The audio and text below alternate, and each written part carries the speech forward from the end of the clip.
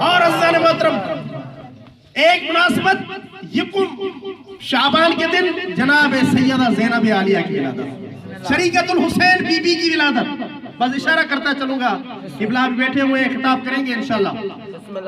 تو میں عرض کر رہا ہوں کہ ایک مناسبت اس شعبان کے مہینے کی، کیونکہ خوشیوں بھرا مہینہ ہے، ایک مناسبت جناب سیدہ زینب عالیہ کی ولادت، شریکت الحسین بی بی، جو مولا حسین کے غموں میں بھی ان کے ساتھ ساتھ رہی.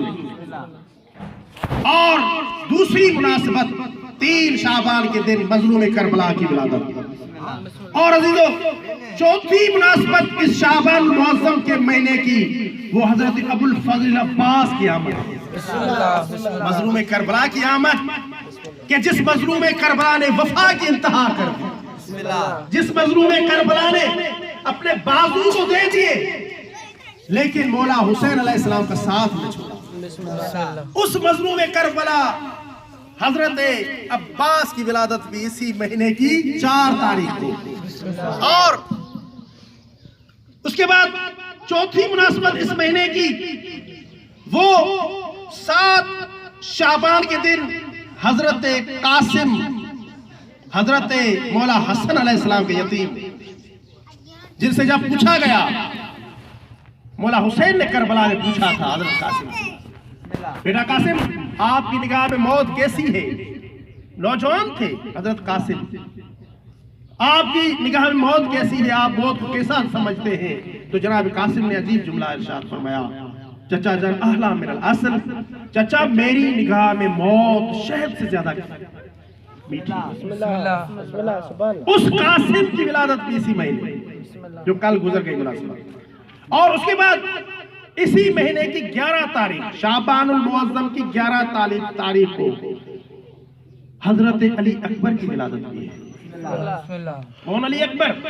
وہ علی اکبر کہ جن کے بارے میں مولا حسین فرمایا کرتے تھے، جب مولا حسین نے علی اکبر کو مقتل میں بھیجنا چاہا تو مولا نے کیا فرمایا؟ اے خدا گواہ رہنا، میں اپنے اس بیٹے کو بھیج رہا ہوں ان ظالموں کے پاس کہ جو اشبہ الناس خلقاً و خلقاً و منطقاً برسول کا. اے اللہ یہ میرا بیٹا اخلاق میں بھی تیرے رسول جیسا، تخلیق میں بھی تیرے رسول جیسا، بول چال میں بھی تیرے رسول جیسا. اور پھر مولا نے فرمایا ہم جب بھی تیرے رسول کی دیدار کے مشتاق ہوتے تھے تو یا اللہ گواہ رہنا ہم اپنے بیٹے علی اکبر کو دیکھ لیا کرتے تھے.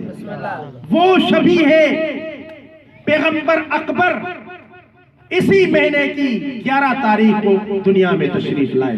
اور عزیزو یہاں پر ایک جملہ عرض کروں گا، دنیا کہتی ہے کہ رسول اللہ ہم جیسے یا ہم رسول اللہ جیسے، نہ تو رسول اللہ جیسا ہے نہ رسول اللہ تجھ جیسے ہیں.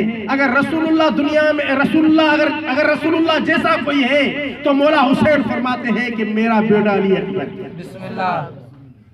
اور ایک اور مناسبت، منجی عالم اسلام جو دنیا کو ظلم و ستم سے پاک کر دے گا، منجی عالم اسلام جو دنیا میں عدل و انصاف کی حکومت قائم کریں گے، حضرت امام زمانہ علیہ السلام کی ولادت بسعادت اسی مہینے کی 15 تاریخ. تو عزیزو مولا امام آخر الزمان علیہ السلام کے بارے میں ملتا ہے کہ جب دنیا ظلم و ستم سے بھر چکی ہوگی تب امام دنیا میں تشریف لائیں گے، اور امام کے دنیا میں تشریف لاتے ہی ظلم و ستم ختم ہو جائے گا، ہر طرف عادلانہ حکومت ہوگی، ہر طرف عدل و انصاف ہوگا. اسی وجہ سے کسی مفکر نے کیا خوب کہا کہ عدل و انصاف، دنیا عدل و انصاف کی منتظر ہے اور عدل و انصاف مہدی کا منتظر ہے کہ کب مہدی آتے ہیں میں دنیا میں چھا جاتا ہوں. اس مہدی کی ولادت بسعادت اسی مہینے میں. اس لیے